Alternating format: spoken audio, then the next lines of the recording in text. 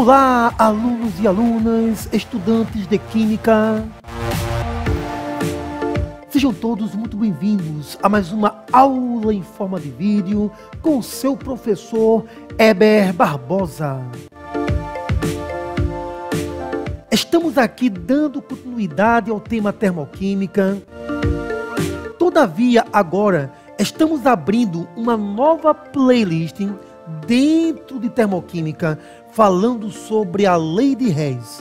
Esse é o primeiro vídeo acerca da temática lei de Hess. Lembrando, a lei de Hess, ela associa equações químicas às equações matemáticas, isso mesmo. Essa primeira informação é fundamental para a compreensão da lei de Hess. Equações químicas são, na verdade, equações matemáticas. E vamos elucidar essa primeira afirmativa, avançando o nosso estudo. Vejamos a queima do carvão na produção do gás carbônico, para que possamos abrir nossa compreensão sobre a lei de Hess. Ora, o carvão, o carbono, ele reage com oxigênio, podendo formar monóxido de carbono, que é tóxico. Isso é uma queima incompleta, uma queima parcial. Observe que essa primeira reação tem uma variação de entalpia que eu chamei de 1 ΔH1. Reação exotérmica, a combustão é exotérmica, menos 52,8 quilocalorias a variação de entalpia desse processo. Acontece que o monóxido de carbono pode continuar reagindo com oxigênio, dando origem a gás carbônico em um segundo processo, ΔH2, com ΔH menos 135,2 quilocalorias. Aqui observamos a reação ocorrendo de forma indireta. Como assim, professor, ocorrendo de forma indireta? Porque o carvão reagiu com oxigênio e não formou diretamente o produto final, que é o gás carbônico. Tivemos a formação ocorrendo de forma indireta, porque o processo ocorreu em etapas intermediárias. Em uma primeira etapa, foi formado o CO. Para, numa segunda etapa, o CO produzir finalmente o CO2. A reação aconteceu de forma indireta. Reação que acontece de forma indireta é aquela que acontece em várias etapas sucessivas, chamadas etapas intermediárias de um processo. Vejamos agora esse mesmo fenômeno, só que acontecendo de forma direta, ou seja, sem etapas intermediárias. Vejamos. 2C mais 2O2 formando 2CO2. Aqui nós temos a reação acontecendo de forma direta. E algo interessante, observe que se você unir o ΔH da reação 1, primeira etapa, com o ΔH da reação 2, segunda etapa, é o mesmo ΔH da reação acontecendo em uma só etapa. E esse é o sentido da lei de Hess. Não importa se reagente inicial chega a produto final em várias etapas, ou se aquele reagente inicial chega a produto de forma direta. A reação acontecendo de forma direta ou em etapas, a variação de calor total será sempre a mesma. Não importa se a reação acontece no somatório de várias etapas, ou se a reação ocorre numa etapa única direta. A variação de calor total será sempre a mesma, e essa é a essência da lei de Hess. E é isso que vamos observar agora. Vamos refazer, reanalisar o mesmo fenômeno para melhorar nossa compreensão. 2C mais O2 formando CO, um gás tóxico que se combina com a hemoglobina do sangue, impedindo o transporte de oxigênio. ΔH1, menos 52,8 quilocalorias, primeira etapa. Numa segunda etapa, esse CO reage com oxigênio, formando CO2, segunda etapa, ΔH menos 135,2 quilocalorias. Agora observe bem, estudante. Nós podemos somar essas equações. Somar equações, sim. Equações químicas são equações matemáticas. E se você pode somar equações matemáticas, você pode somar equações químicas também. Agora escute.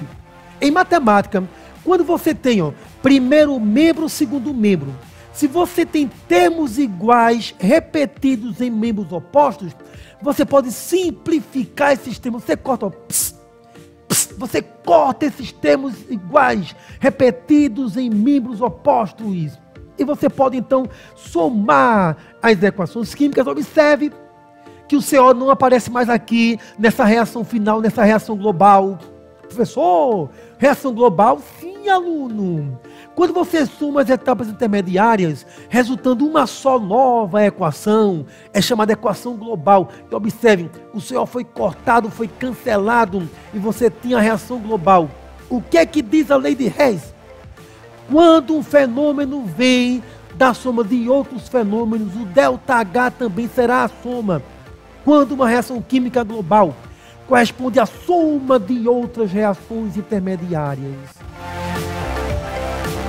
O seu ΔH, o ΔH da reação global, será a soma dos valores de ΔH das etapas intermediárias. É o que estamos observando nesse momento. E essa é a lei de Hess. Aluno, passa esse conteúdo para o teu caderno. Segundo Hess, se uma reação global é a soma de reações intermediárias, o ΔH da reação global é a soma dos valores de ΔH das etapas intermediárias. Essa é a essência da lei de Hess. Conclusão. O que diz a lei de Hess? A variação de entalpia ΔH de uma reação química que ocorre de forma direta, ou seja, uma reação química que acontece em uma só etapa, a variação de entalpia é a mesma. Caso a reação venha a ocorrer de forma indireta, venha a ocorrer em várias etapas, não importa se o processo ocorre em etapas ou se ocorre de forma direta, o ΔH global será sempre o mesmo. Essa é a essência, é o enunciado da lei de Hess. Primeira consequência da lei de Hess, importantíssimo. Invertendo-se o sentido de ocorrência de uma equação química, você inverte o sinal do ΔH. Passe para o seu caderno. Se você inverte o sentido de escrita de uma equação química, você inverte o sinal do ΔH. E veremos isso através de um exemplo. Considere esse primeiro processo com ΔH positivo. Aí eu te pergunto, qual o ΔH desse outro processo?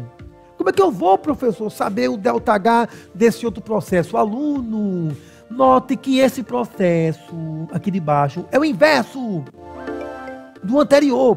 Perceba que esses produtos aqui agora são reagentes. E que o reagente agora é produto. Você inverteu a equação. Ora, se você inverteu a equação, uma vez que essa segunda equação é o inverso da primeira equação, então o ΔH terá o mesmo módulo 42, todavia com o sinal trocado. Isso mesmo, o ΔH do segundo processo é menos 42 quilocalorias, porque consequência da lei de Hess. Se você inverte o sentido de escrita de uma equação, inverte o sinal do ΔH. E por que fazemos isso? Porque, aluno, é o sinal do ΔH que diz se o processo consome calor ou libera calor. Então, é uma questão de bom senso. Se acontecendo em um certo sentido, o processo consome calor, se o mesmo processo começar a acontecer de forma inversa, ele não vai mais consumir calor, vai liberar. E o sentido do absorver ou liberar é expresso pelo sinal. Então, se o processo acontece consumindo calor, o processo inverso vai liberar calor. Então, vai trocar o sinal do ΔH para dizer que aquilo que antes absorvia, agora libera. Essa é a primeira consequência da lei de Hess. Vamos então à segunda consequência da lei de Hess, que são consequências matemáticas, porque a equação química é equação matemática. Multiplicando ou dividindo uma equação química por um fator n, o seu ΔH será respectivamente, multiplicado ou dividido pelo mesmo N. Se você multiplica a equação por N, multiplica ΔH por N. Se você divide a equação química por um número, você divide o ΔH pelo mesmo número, conforme veremos no exemplo a seguir. H2 mais meio O2, formando água, ΔH menos 68 quilocalorias. E eu te pergunto, aluno, qual ΔH dessa outra reação? Como é que eu vou, professor, saber o ΔH dessa outra reação? Estudante, note que a segunda equação é o dobro da primeira equação. Veja, ó, 1 vezes 2, 2, meio vezes 2, 1, 1 aqui em cima vezes 2, 2. Uma vez que essa segunda equação, estudante, é o dobro da primeira equação, então ΔH terá o mesmo sinal, mas com o valor, o sinal conserva. Lógico, você não inverteu a equação, mas você vai dobrar o valor. Veja, opa, dobramos o valor, isso mesmo. Se você altera a equação multiplicando por um número, você multiplica o ΔH pelo mesmo número. Por quê, professor? Porque o calor liberado ou consumido depende da quantidade de substância envolvida. Se você dobra a quantidade, triplica a quantidade de substância, triplica o calor envolvido. Proporcionalmente, tudo acontece. Revendo as consequências da lei de Hess, escute. A escrita de uma equação química pode sofrer várias modificações simultâneas. Vamos rever as duas consequências da lei de Hess. Só que dessa vez entenda, uma mesma equação química escrita pode sofrer várias mudanças simultâneas, de forma que mais de uma consequência da lei de Hess pode incidir no ΔH da nova equação. Não entendi, professor. Escute, observe essa equação. ΔH menos 22 quilocalorias. E observe agora essa outra equação química. Quantas mudanças essa segunda equação tem quando comparada com a primeira? Ora, note que essa segunda equação, ela é o inverso da primeira. É a primeira mudança. Você inverteu a equação. E se você inverteu a equação, você inverte o sinal do ΔH. Mas será que a única mudança foi essa? Será que a única mudança foi você inverter a equação? Será que foi essa a única mudança, aluno? Não! Outra mudança foi exercida. Perceba que essa equação é metade da equação anterior. Metade? Sim. Aqui eu tenho 2 em NH3, aqui tem 1 em NH3, dividido pela metade. Observe, N2 tem 1 N2, aqui tem meio N2. 3H2, aí dividindo por 2, 3 sobre 2H2. Essa segunda equação foi dividida por 2. Então o ΔH também será dividido por 2. Isso mesmo. Essas são as consequências da lei de Hess. Passe para o seu caderno. E vamos então agora aplicar o conhecimento na forma de resoluções de exercícios, questões de vestibulares. Primeiro exercício de nossa aula. Questão do Enem, 2016, primeira aplicação. O benzeno, o importante solvente para a indústria química tóxico. Nos postos de gasolina você encontra aquelas placas dizendo: cuidado, contém benzeno tóxico. É obtido industrialmente pela destilação do petróleo. Contudo, também pode ser sintetizado pela trimerização do acetileno, catalisada por ferro metálico sob altas temperaturas, conforme a equação química. Trimerizar é você pegar 3 moléculas e sintetizar uma só. Trimerização. Mas esse conhecimento não tem peso na resolução. A energia envolvida nesse processo pode ser calculada indiretamente pela variação de entalpia das reações de combustão das substâncias participantes nas mesmas condições experimentais. Aluno, isso aqui é importante, viu? Porque a grande importância da lei de Hess é você ter condições de calcular o ΔH de uma reação, onde aquela reação sozinha não permite que o seu ΔH seja calculado de forma direta. Isso mesmo, tem reações que, se você fizer a reação acontecer, você não tem como calcular o calor envolvido naquela reação.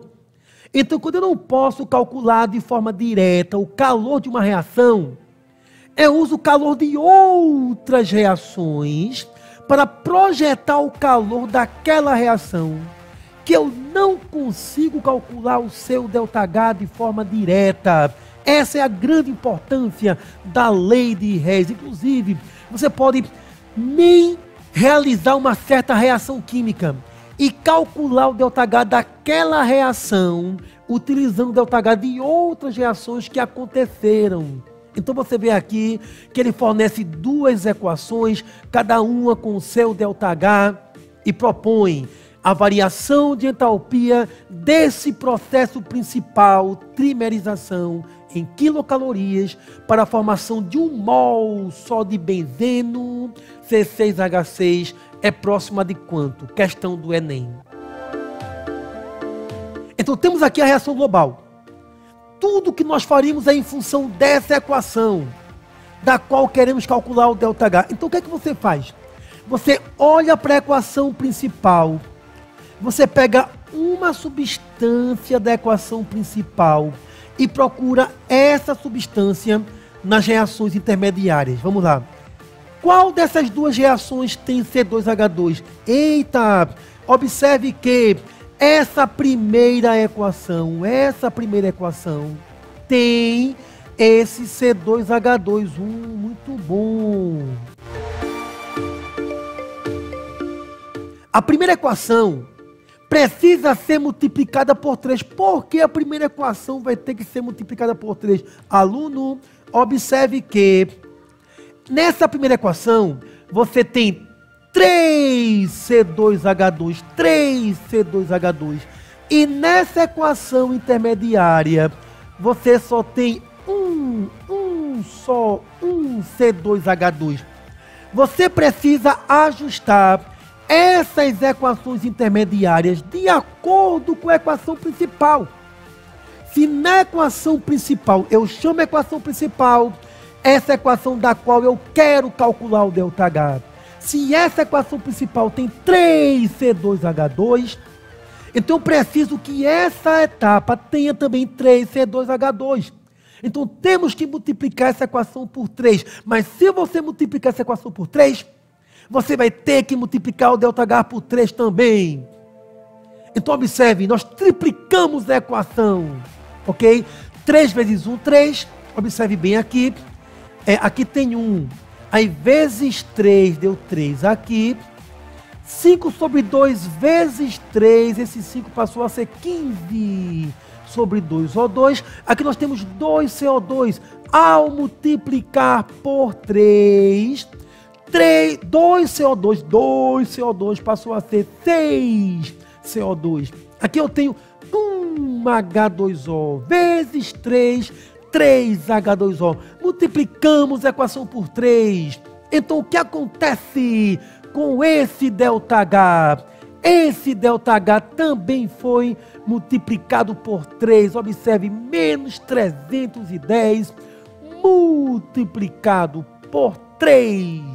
Então, nós temos aqui menos 930 quilocalorias. Se você multiplica uma equação por um número, no caso aqui multiplicamos por 3, você vai multiplicar também o ΔH, consequências da lei de Hess.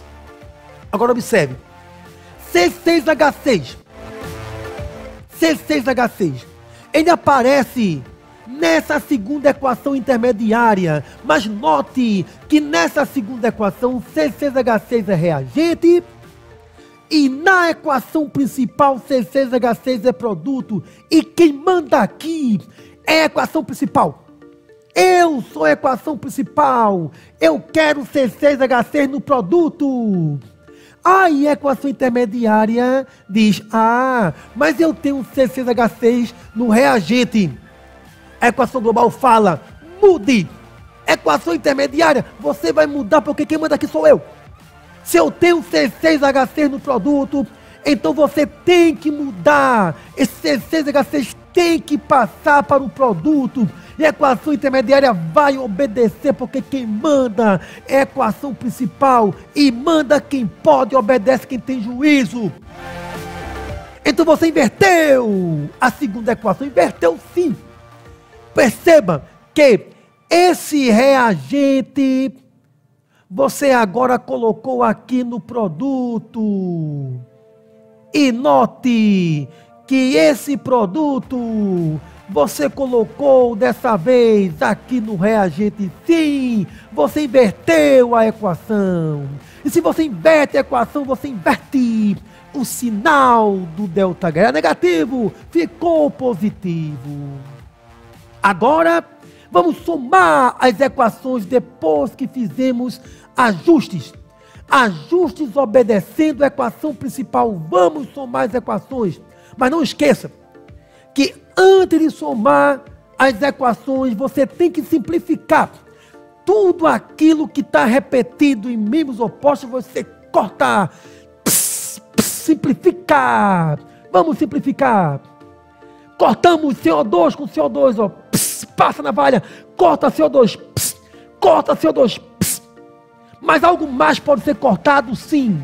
Podemos cortar aqui H2O, 3H2O, cortado com 3H2O, passando aqui a navalha, cortando H2O. O que mais eu posso cortar aqui? Eita, eu posso cortar 15 sobre 2O2, ó. Cortou o oxigênio. Aquilo que não foi cortado, simplificado, você soma.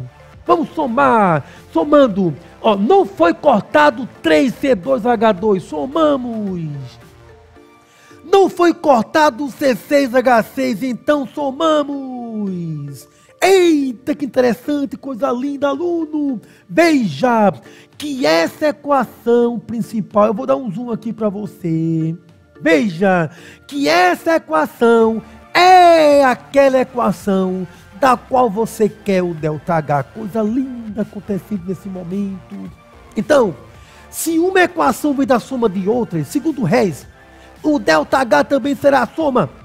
Então você soma esses valores, cuidado. Somar um valor negativo com positivo, tenha cuidado, aqui faremos a diferença. ΔH menos 150 quilocalorias, isso é a lei de Reis.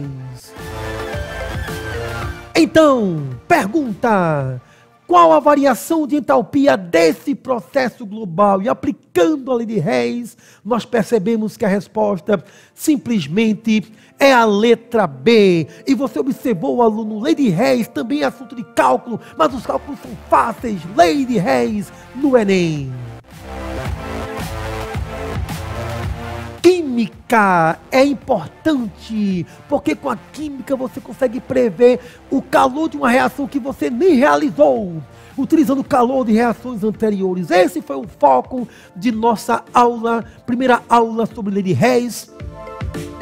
E eu quero aqui te convidar, aluno, a continuar assistindo os vídeos sobre lei de Reis. Esse foi só o primeiro. Novos vídeos virão. E eu espero você no próximo vídeo, estudante apaixonado por química.